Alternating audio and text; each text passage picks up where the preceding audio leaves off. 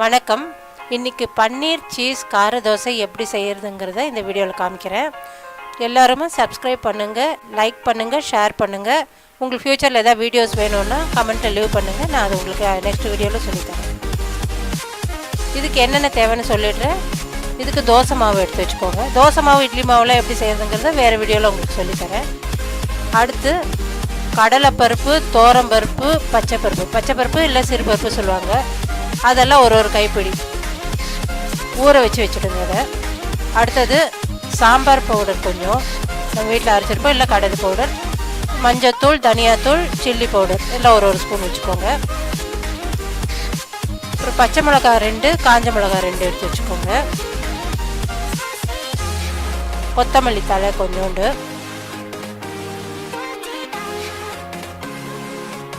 அடுத்து கொஞ்சம் வெல்லம், புளி, உப்பு. வெல்லம் சின்ன துண்டு போகிறோம். அப்புறம் வெங்காயம் 1 அது கட் பண்ணி வச்சுருங்க, பெருசாகவே கட் பண்ணிக்கலாம். கேரட் 1 கட் பண்ணி வச்சுருங்க. தக்காளி அது 1 கட் பண்ணி வச்சுருங்க, பெருசாகவே கட் பண்ணிக்கலாம், ஏன்னா அரைக்க போகிறோம். அப்புறம் தனியா 1 ஸ்பூன் போட்டுக்கோங்க, ஜீரகம் ஒரு அரை ஸ்பூன் போட்டுக்கோங்க. அடுத்து இஞ்சி பூண்டு விழுது அது 1 ஸ்பூன் வச்சுக்கோங்க.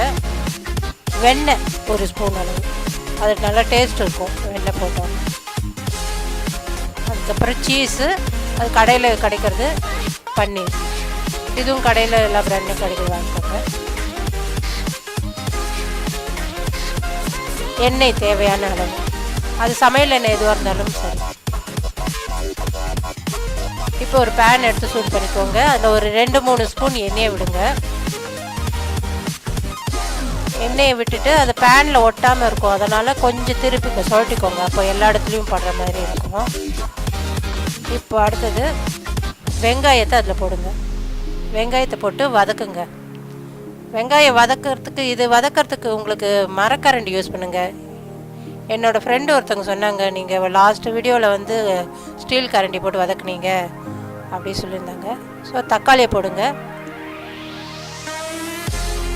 அதுவும் கொஞ்சம் வதங்கினதும் கேரட்டை போட்டுக்கோங்க. உப்பு கொஞ்சம் போட்டால் உங்களுக்கு வெங்காயம் தக்காளியெல்லாம் கொஞ்சம் சீக்கிரமாக வெந்துடும், அதுக்காக கொஞ்சம் நடுவில் கொஞ்சம் உப்பு போட்டுக்கலாம். கேரட்டையும் போட்டு நல்லா வதக்கிடுங்க. அதுக்கப்புறம் அந்த தனியாக 1 ஸ்பூன் சொன்னேன் இல்லையா, தனியாக 1 ஸ்பூனு, ஜீரகம் ஒரு அரை ஸ்பூன் சொன்னேன், அது 2யும் அதில் போட்டு அந்த பச்சை வாசனை போகிற வரைக்கும் வதக்குங்க. அதுக்கப்புறம் இஞ்சி பூண்டு விழுத போட்டுக்கோங்க. பச்சை மிளகா, காஞ்ச மிளகா எல்லாம் போட்டு அந்த பச்சை வாசனை போகிற வரைக்கும் கொஞ்சம் வதக்குங்க. 1 நிமிஷம் வதக்கினா போகிறோம்.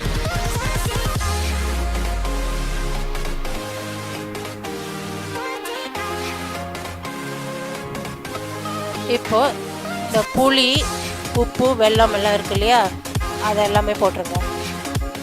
போட்டு ஒரு பெரட்டுங்க.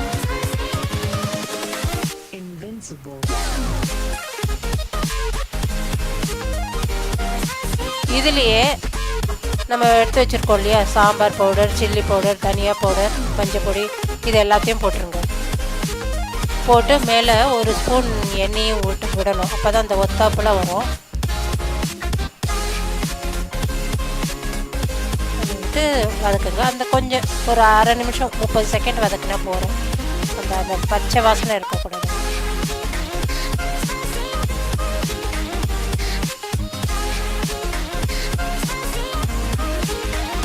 இப்போ வதக்கிட்டோம் இல்லையா, மேலே 1 ஸ்பூன் எண்ணெய் வேணும். எண்ணெய் உங்கள் ஆப்ஷன், எனக்கு டேஸ்ட்டு பிடிக்கும் எண்ணெய் அதிகமாக போட்டால். இதுக்கு எண்ணெய் போடாமல் இருக்கலாம். அந்த வெண்ணெயை போட்டுருங்க. வெண்ணெய் நல்ல ஒரு வாசனையும் கொடுக்கும், ஒரு டேஸ்ட்டும் கொடுக்கும். அதனால் மேலே கடைசியாக வெண்ணெயை போட்டு சும்மா ஒரு பெரட்டிட்டு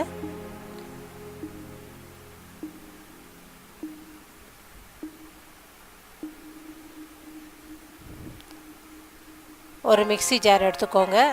நம்ம வதக்குனதை ஆறுனதும் இதில் போட்டு அரைக்கணும். ஆற வச்சுட்டேன். இப்போ இதெல்லாம் சேர்த்து நம்ம ஊற வச்சுருக்கோம் இல்லையா, அந்த கடலைப்பருப்பு, தோரம்பருப்பு, சிறுபருப்பு, அதையும் அப்படியே போட்டுடலாம்.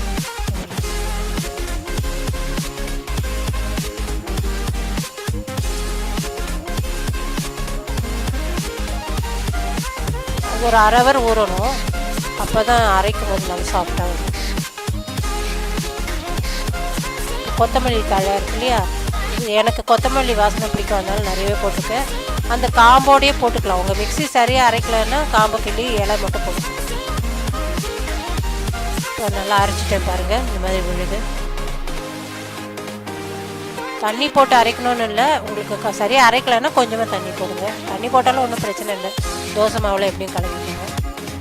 இப்போ இந்த தோசை மாவு இருக்கு இல்லையா, இதில் கொஞ்சமாக இது போட்டுருங்க அரைச்ச விழுதை.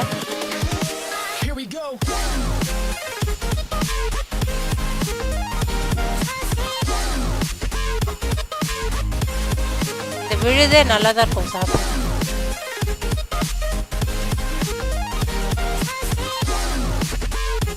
இப்போ இந்த மாதிரி இருக்கு பாருங்க, கரண்டியை விட இந்த இதை வச்சு கலந்தா ரொம்ப அழகாக கலந்துடும். நீங்கள் இது மாதிரி கடையில் பாத்திர கடையிலலாம் கிடைக்கும், நீங்கள் இதை வாங்கி கலக்குங்க, சூப்பராக கலக்கும். இந்த கரண்டியை விட இது ஈஸியாகவும் இருக்கும், நல்லா ஒரே மாதிரி கலந்து. ஸோ கலர் அப்படியே மஞ்சளாக மாறிடும். இப்போ பாருங்க, இந்த மாதிரி இருக்கும். ரொம்ப கெட்டியாக உங்கள் மாவு இட்லிக்கு வரைச்ச மாதிரி அரைச்சிங்கன்னா கொஞ்சம் தண்ணி விட்டுக்கோங்க. ரொம்ப தண்ணியை விட வேண்டாம், ஏன்னா நம்ம இது கொஞ்சம் திக்காக பண்ண போகிறோம். அதனால் இந்த பதத்துக்கு இருக்கட்டும். இப்போ தோசைக்கல் எடுத்துகிட்டு எண்ணெயை தடவி விட்டுருங்க.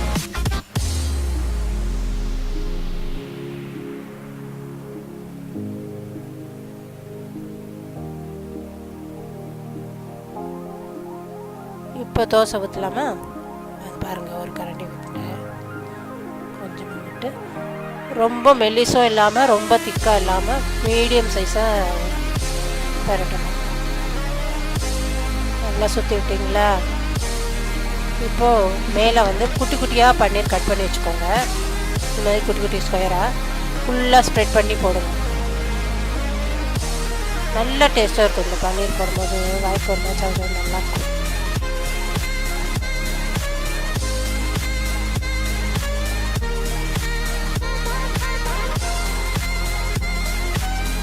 இந்த தோசையை சுற்றி எண்ணெயை விடலாம், இல்லை நெய் பிடிச்சா நெய் விடலாம், இல்லை வெண்ணெயை கூட கொஞ்சம் உருக்கி வச்சுட்டு வெண்ணெயை கூட விடலாம். அவ்வளோ டேஸ்ட்டாக இருக்கும். கொஞ்சம் இதெல்லாம் அப்படியே அமுக்கி விடுங்க, அப்போ தான் நல்லா உள்ளே போய் செட் ஆகும்.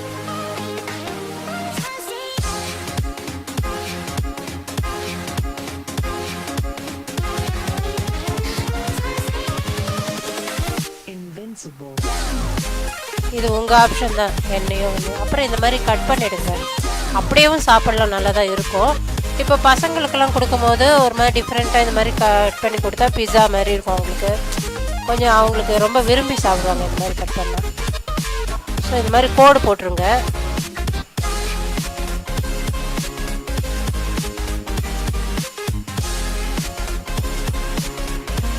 இன்னமும் உங்களுக்கு எப்படி ஷேப் வேணுமோ கட் பண்ணிக்கலாம். இப்போ இதை வந்து இந்த பக்கம் ஒரு பக்கம் வெந்தாச்சு, திருப்பி போடணும் இன்னொரு பக்கம். இப்போ பாருங்கள், பொன்முருவலாக வந்திருக்கு. எப்பவுமே கேஸ் வந்து கொஞ்சம் சிம்மிலே வைங்க இந்த தோசைக்கு. இப்போ ரெடியாச்சு பாருங்கள், அழகாக மேலே வந்து அந்த பன்னீர் எல்லாம் அப்படியே சவந்து வந்துருக்கு பாருங்கள். இப்போ அந்த சீஸை வந்து அது மேலே கட் பண்ணி உங்களுக்கு எப்படி ஷேப் வேணுமோ அந்த மாதிரி கட் பண்ணி வச்சுக்கோங்க. இது மேலே வைக்கணும்.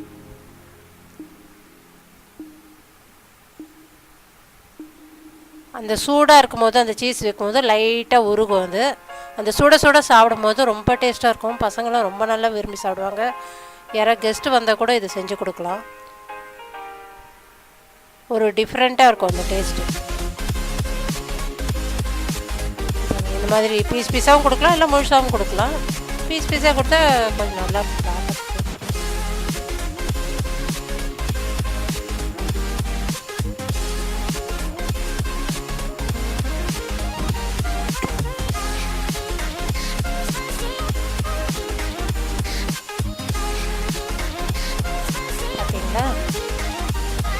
இது கொஞ்சம் இந்த அளவு திக்னஸ் இருந்தால் நல்லாயிருக்கும்.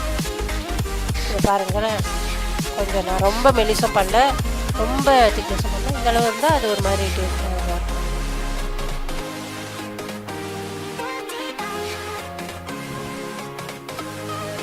Okay guys, thank you.